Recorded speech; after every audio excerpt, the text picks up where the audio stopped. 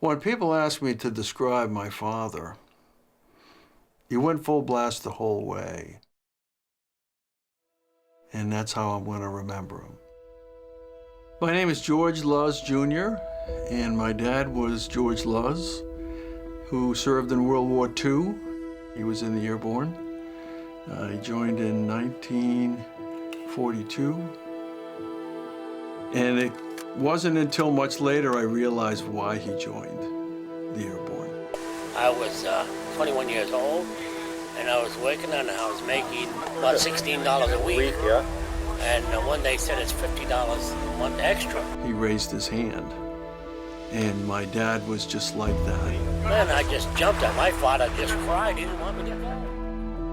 So they trained for almost 2 years, a couple of months shy of 2 years before they jumped into combat.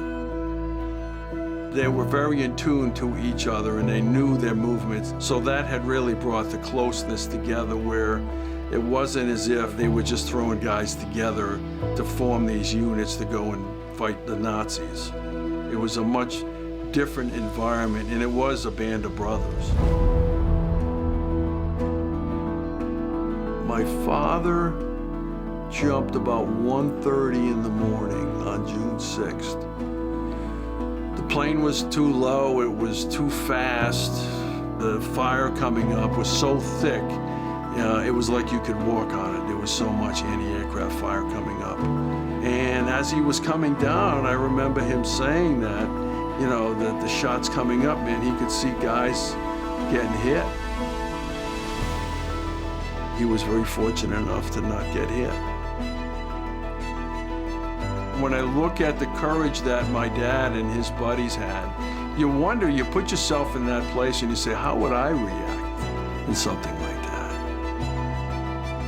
It was quite extraordinary to think about the 3 years that he served with these guys, how that shaped him moving forward for the rest of his life.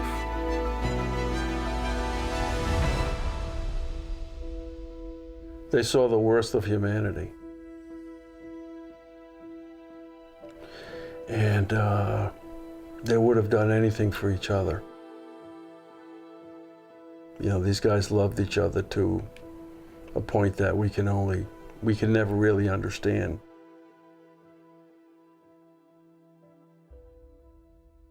I usually go to Normandy several times a year. Going there, it's stunning.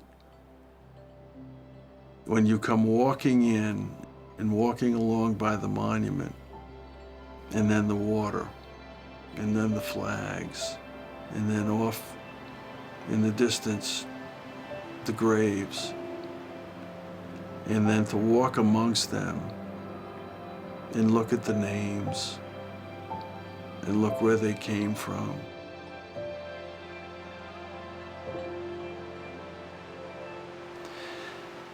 And just think that their life was cut short and they sacrificed for all of us. And then I think about how many of those young men and women have never had a family member come to that grave and stand over it. So in a very small way, I try to be that person.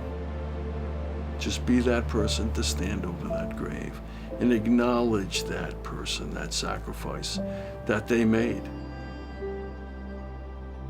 And it's just a very poignant place, a very solemn place, but a very uplifting place too.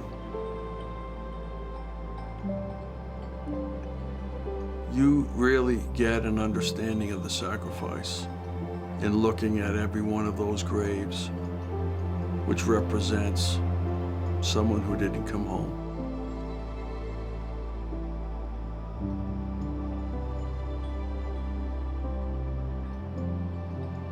If there was one message for future generations, it would be never forget and remember them.